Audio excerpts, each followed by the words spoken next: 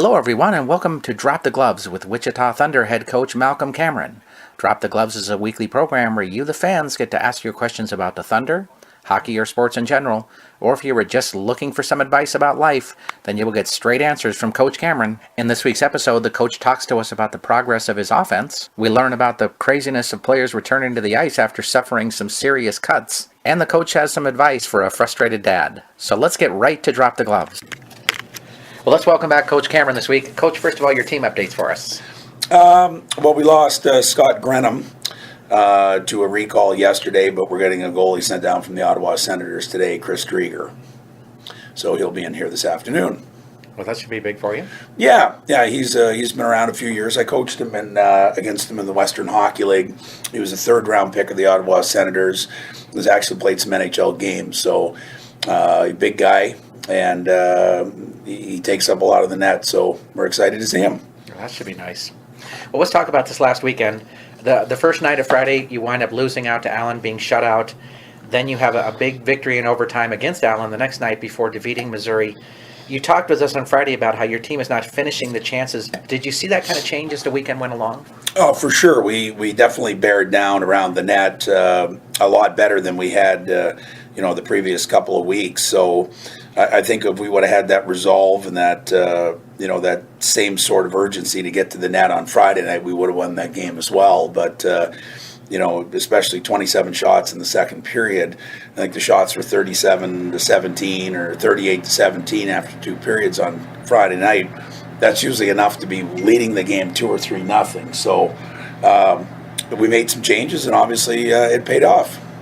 Another thing you've talked to me about is your team finishing out games, and I'm not as much in terms of winning in skill level wise, but originally it was just you were trying to get a winning culture, and then it was overcoming late games to get in to win. Now you're looking for those 4-1 victories instead of allowing them to get back into games. How do you change that? Well, it's no lead is comfortable in hockey anymore, just with the penalties and different things like that, and the skill that teams have. So, you got to be able to play 60 minutes, and you can't let the engine shut down, because once you slow down, it's hard to rev those engines back up again. And a team, that gets a lucky break, and that's what happened on Sunday. They get a lucky break, an errant shot that's going wide goes off one of our players' sticks and in our own net. Now it's 4-2, and they scored another one real quick to make it 4-3. Now it's a new game with 11 minutes to go. So, being mentally tough for 60 minutes and sticking with a game plan and not, slowing your game down or changing the way you play is something that we have to continue to work on. Do you find that when you have a fluke goal like that it's hard for the team the team can easily turn and go, man, things are going against us, or it's just like, okay, this things just happen sometimes? Well, the strong teams strong mental teams are ones that don't let that bother them, and usually they come out with a huge pushback right away. Unfortunately, we've had a history of letting teams back into games, so I think we're still nervous when those things happen. Had they have not scored that fluky goal, I think we would have won that game 4-5-1. I really do. But it's a good lesson long term for our team that, once you get scored on and it's 4-2, you got to have a real big pushback right away, and you can't change the way that you play. You mentioned about Scott Grenham moving up to Binghamton. Do you expect him to be returning, or this is kind of a more long-term thing for him? Don't know. You don't know. These things happen they're day to day. Anytime a guy's called up, it's day to day. I know Binghamton's getting healthy, especially up at the forward ranks. I know they had a couple guys sent down yesterday, which gives them 14, 15 forwards. You can only dress 12 in the American Hockey League, so they don't need to carry that many, obviously. So I would anticipate some people coming back, in the near future. Well, let's head to our fan questions this week. Our first one is from Jim from Andover. He says that it seems that it is the grittier players who have had the biggest impact for your team this season. Do you agree with that assessment? It all depends on what you consider gritty. I would say Alexis Loiseau is more of a finesse type of player, and he's had a tremendous impact on our team. Just shorthanded power play, defensive-wise, face-offs. And I wouldn't consider him an overly gritty player. He's not a soft or perimeter player by any means, but I'm not sure I would necessarily agree with that. I think guys add value in their own way based on their skill set. Next up, we have Bill from Hutchinson. He says, why does it seem that players move up to Binghamton, but no one is sent to Wichita from there? If a guy is called up, shouldn't there be a subsequent guy sent down? No, usually when the guys are called up, it's because of injuries. So there wouldn't be anybody to send down. At the beginning of the year, when everybody's healthy, that's when we got McCoyer, Camps, and Crucial Niski, and Grenham, and Rumble, and all those guys, because everybody, Ottawa was healthy, Binghamton was healthy. But we're third on the list here. So when Ottawa has an injury, it affects Bingo, then affects us. So typically, when there's injured players, there's nobody to come back down. Eventually, when they get healthy is when you get your guys back. So that's just kind of the way that it works. Our next question comes from Craig from Wichita. He would like to know how you find players to fill spots when you lose players. Well, we carry extra players. We always carry depth. Like we were discussing before we started taping, we have 6 players in the American Hockey League, but we still have 21 on our roster. So, and we could only dress 18 each night. So we have 3+ players around at all time. We've never had to play a game shorthanded yet this year, and that's by design. I built our team knowing we were going to have call-ups at certain times, so we had to have depth. We got down to 4 defensemen, unfortunately, but we were able to find, I knew Jamie Dornbosch was going to be available, that he was finishing up his schooling first week of December, and so we jumped on that right away, and that gave us 5, and then we were lucky enough to find Brandon Carlson, who had just been released from Indy. So typically you don't get that lucky. You look to see maybe there's guys coming back from Europe that don't like it over there. That's potential. Obviously there's trades, and the odd guy you may get from another American League team if they want to place him somewhere else. Interesting. Next up, we have Lieutenant Steve from McConnell Air Force Base. He says, I understand that you use a lot of video to teach your players. How do you balance the video to get the right amount of time in practice to implement what you were seeing in video? It seems like it is not as simple as watching videos, you telling them to correct it, and then them getting it right. Well, it's repetition and practice, really. I mean, you show them players nowadays are very visual, so they identify with video and watching themselves on the television. So it's easy. You do video, and then you go out and you work on the things that are chronic mistakes. You try and reenact them in a game situation, drill and practice, and then it just becomes repetition. You like to show the video right after games, too. I take it you want to kind of strike while the iron's hot kind of idea? Well, I only ever did that once. That's when I was really upset with the team. But typically we wait till the next day and do it. Like tomorrow I'm going to do a video session just with our defensemen from clips from the weekend, just to help them out for this weekend and get stronger and better. Next up, we have Teresa from Wichita. She says, I'm not really understanding what slashing is called during games. It seems to me it is like holding in football. It could be called almost all game long. When does the ref think it is justified? Well, typically slashing is when a guy comes over top of another player's stick, is what they call a lot now. And then obviously a two-handed effort, 2 hands in the stick across a guy's body. So, I mean, there's a difference between inconsequential slashing, that's going for a puck, and it inadvertently hits a player, or when a guy's just going to take the body. So that's really the difference in it. And the league and professional hockey in general is trying to get away from these stick infractions, slashing being one of them. You have to come under the stick rather than going over top of the stick. Andre from Wichita would like to know, do National Hockey League teams send players to the minors to help them rehab from injury? And if so, does this mean we could be seeing some here? Oh, yeah, absolutely. I mean, we've seen, a number of different guys come down, and it's not always on rehab. A lot of it is just to get more ice time and more opportunity. If they're in and out of the lineup of an American Hockey League team and they're a young player, it doesn't do them any good to sit in the stands, so they send them down to the ECHL to get ice time and in game situations, and we've seen that with all the players that we've had here this year. Our next question comes from Lenny from Derby. He says, Coach, I am trying to tell my friends why they should come out and check out a hockey game. Any persuasive thoughts I should share with them? Well, to me, it's the ultimate athletic support, or athletic sport. You think about what is required of a hockey player. They're skating up to 40 mile an hour on a 1/4-inch piece of steel, going around people that are traveling the same speed out there, and that puck can go up over 100 mile an hour.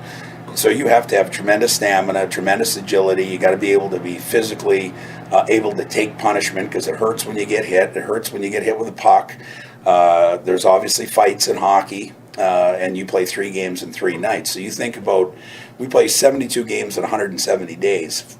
Football plays 16 games in 17 weeks, plus all the travel and the practice time. You know, it's quite a demanding sport. I don't know any other sport that requires an athlete to be in shape like a hockey player does.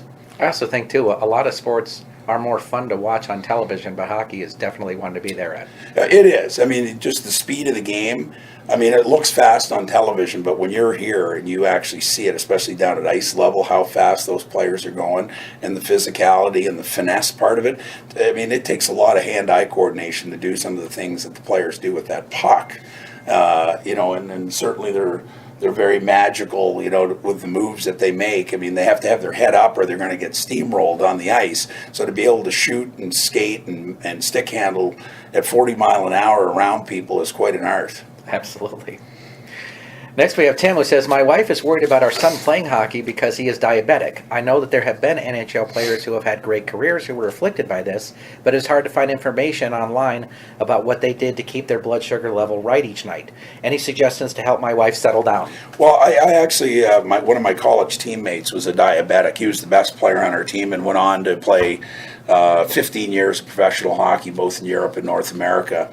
And, you know, he would, the biggest thing with him was his diet. He really monitored his diet. He monitored his rest and his blood sugar on the bus.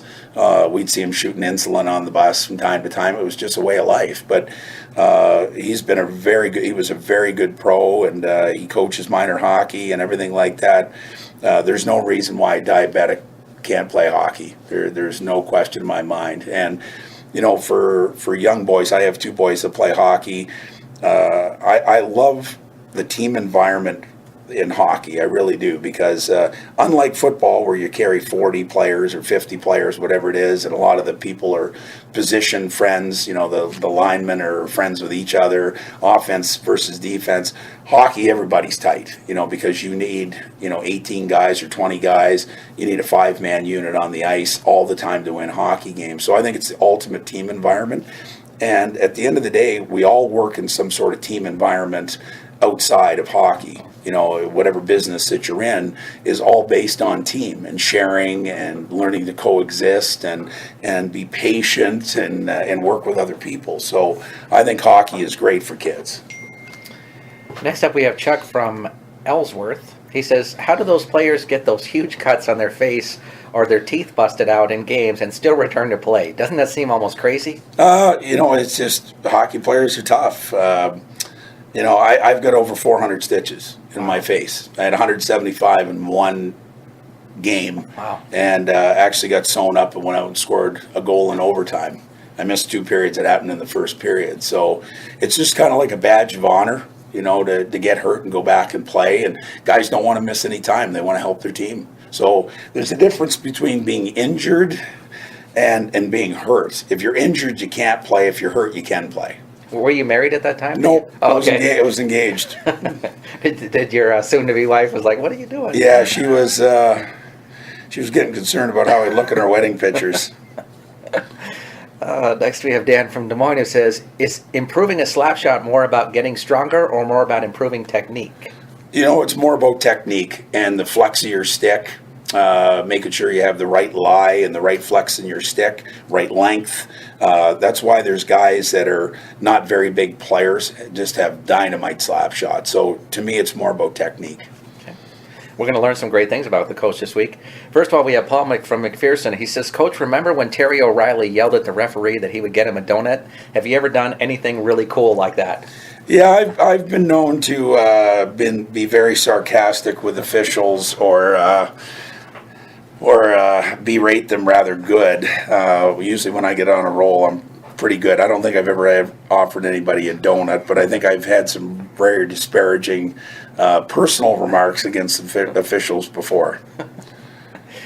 Derek from Wichita says, Coach, I like how sharp you dress at games. Any chance you will wear a Don Cherry-looking suit? Not a chance. I'm more conservative than Don Cherry. That's his own style for sure. I do like bright colors, though. My wife has picked out lots of different colored dress shirts for me, and I tend to mix it up pretty good. No red suit, though, or anything? No red suit, no purple suit, none of that stuff. I'm a coach, not a pimp. Jason from Selkirk asks, Coach Cameron, big fan. Do you see that that play of Patrick Laine, I believe I'm saying that right? Yeah, Laine, okay. Yeah. Had where he shot the puck into his own net and claimed he meant to go around the boards with it. Come on now. Didn't he lose his mind for a moment and simply shoot into his own net? He absolutely did. Yeah, I mean, that's rookie exuberance. I mean, this guy is an ultra-talented player. This guy's going to be a 12, 14-year high-end player in the NHL, and you're going to see a lot of highlight reels on the positive side for him. I think that's one of those things where a young player's just got to laugh at a situation like that. Like, he's a very, very intense player. So, and a goal scorer to boot. So when you see a loose puck like that sometimes, I'm sure he just lost his mind. But you see how hard he shot it. He shot it to bury it, that's for sure. And I think that's just a rookie mistake. A little baseball question for you. Pierre from Ottawa asks, do you think the Blue Jays still have a chance to compete in the East after the Red Sox traded for Chris Sale? You know something? I think the Blue Jays are going to be in tough next year. I think they've, whether it's either through the media, whether it's their fault or not, have not made their star players feel like star players. I think they've made them feel expendable. Now, while you can do that in junior hockey, you can do that in the minor leagues, the National Hockey League, Major League Baseball, NFL, those leagues are star-driven. Those guys have so much power within their markets and their organizations, and you have to treat those guys considerably different. You can't treat a Sidney Crosby like a fourth-line player in Pittsburgh. You just can't. He is so important to the marketing campaign, getting people into the seats, selling merchandise, driving the Penguins brand. It's much like with the Blue Jays. I don't think they've done a great job making their top players feel appreciated, so I think they're going to be in trouble. You see kind of like the Mike Tomlin approach, who said he treats all his players fairly but not equally. That's right. Yeah, that's exactly it. And every level below the major leagues, you can do that. But you can't at the major league. You treat them all fair. You hold them to the same standard. Now, some players are obviously better than others, so they have a higher standard in the coach's eyes. Doesn't mean you let them off the hook or they can't be accountable. But at the end of the day, the league is driven by star players. That people aren't coming out to see the fourth line guy or the sixth defenseman or the backup goalie. They're coming to see the top players. That's what people pay big money for, so they get treated differently. Next, we have Walter from Joplin as the coach pulls out the couch to answer a few questions. He says, listening to you talk about your son led me to want to ask for your insights. I travel a lot for my job and am gone from home a lot. I notice my son is finding that he can challenge what I am saying more often. Any thoughts on what I can do to reiterate my authority? Absolutely. Communication with your kids. You tell, depending on their age, is how much they will understand and how much impact your words will say on them. But, typically, communication, like if you're gone for long periods of time, I talk to my kids 3 or 4 times a day. They still know I'm in charge and I'm still dad, even though I'm 2,000 miles away. And, working with your spouse in terms of discipline and repercussions for poor judgment and things like that. I think communication's the biggest thing. You have to talk to your kids. I think you're actually saying the big thing too. A lot of dads think a 15-minute call a day is enough to, kind of handle that. Yeah, no, I mean, kids will play one parent against the other. They do it all the time. My kids try it from 2,000 miles away, but it's whatever we agree on as parents. We're on the same page. That discipline is followed through. Next, we have a message from frustrated husband. He says, wives say they want honesty, but when you tell them they're a bit overweight and you're sleeping on the couch, I don't get it. Any insights? Yeah. You got to be honest, but you can't be brutally honest sometimes. Sometimes you have to learn to say things through rose-colored glasses or flowery or however you want to put it. Women are a lot different than men in the fact that they can take criticism for sure. It's just all in how you present it. That's the biggest thing. Our last question of the week is from Brad. He says, Coach, explain this one to me if you can. My son will bust his butt for hours on the football field no matter the temperature, go out and run 4 or 5 miles a day, but I ask him to take out the garbage and you would think I asked him to carry the car on his back to school. What's up with that? Well, that's an easy one because he enjoys all those other things. There's no glory in carrying out the garbage or shoveling the driveway or raking leaves. There's no glory in that. That's just honest hard work. So I think how you explain it to him is you look at the pride and the amount of work ethic that you put into doing things that you love to do that are difficult.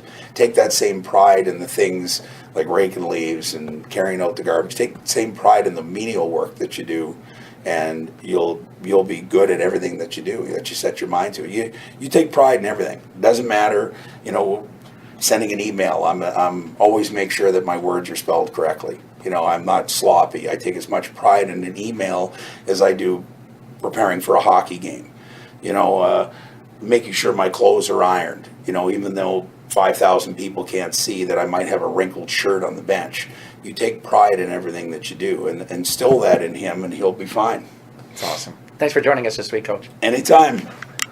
We want to thank Coach Cameron for joining us on Drop the Gloves this week. If you have your own questions you'd like to ask the Wichita Thunder coach, please send them to us at malcolmcameron@minorleaguesportsreport.com. That's malcolmcameron@minorleaguesportsreport.com. Please have your questions to us by Monday evening so we can give the coach a little time to review them before we record the show. I'm Rob Paneer, the managing editor of the Minor League Sports Report.